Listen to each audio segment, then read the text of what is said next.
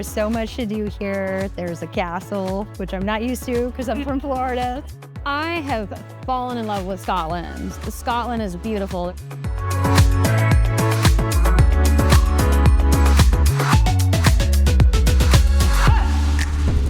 My favorite thing about EVECC is just learning all the amazing things that are going on. And the lectures have been great. I have definitely loved the lectures. It's good refreshers, so a lot of information that's good to be reiterated to me, and I've learned some new things too.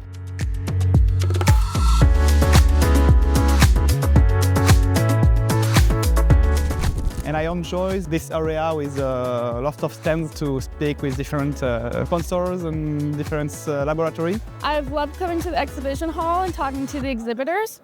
Some people have research opportunities that they offered for us to get involved in.